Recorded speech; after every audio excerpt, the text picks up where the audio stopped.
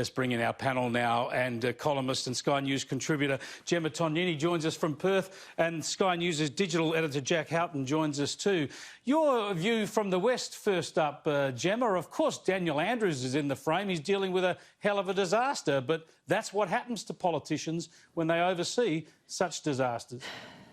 Well, it is, Chris, and I, you know, it's sort of what we've come to expect from the project. This is the same organisation that selectively edited a piece of Vision that had a woman attacking Scott Morrison during the fire season, and that subsequently turned out to be untrue when we saw the full Vision played out. So forgive me for taking anything that they publicised with a grain of salt, but Daniel Andrews, his hubris and his arrogance earlier in the year around Victoria's management with COVID was outstanding, and the way that he treated anyone in the media who questioned him during that time was really unbecoming of a leader during a crisis. So you could look at this two ways. You could look at it as plain and simple karma, which is a little bit trite, but really the level of questioning that he is being subjected to right now is incredibly appropriate. I mean, this idea that media shouldn't do their jobs in a pandemic is nonsense. In fact, at a time where freedom is being restricted and liberty has been taken away, they need to be questioned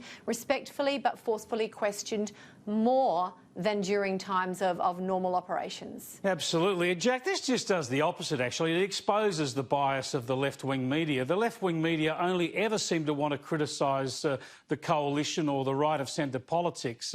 Right-of-centre media seems to be much more liberal in its criticism, and certainly Brad Hazzard has copped a lot of criticism in New South Wales with the report out today. We'll go through all that, but maybe he won't even see next week out.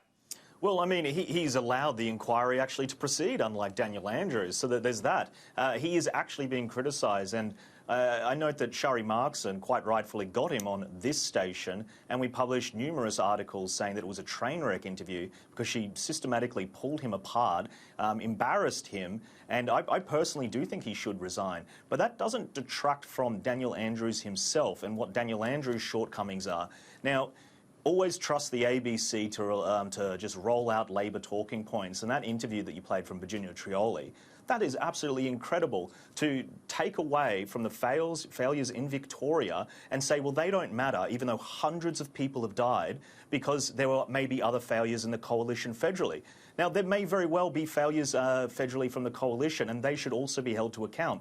But you can't take that away and shield a man who is refusing to have any kind of public inquiry, any kind of scrutiny. He's dodging questions. He's refusing to take any kind of accountability for it. And the ABC is allowing him to do that. That shouldn't be their function. I expect it from the project. I mean, you know, it's not a really, you know, investigative journalism background. But from the ABC, I'm rather disappointed. I think everybody, all mistakes should really be held to the same standard. Yeah, and the point here, Gemma, is this is not just about political accountability. In fact, that's somewhere down the track.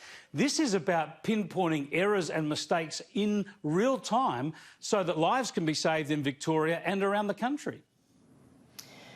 It is. It's absolutely that, Chris. And more broadly, it's about, I guess, a culture that we see to a degree here in the West as well, a culture which declines to necessarily go hard on a premier who's perceived to be popular.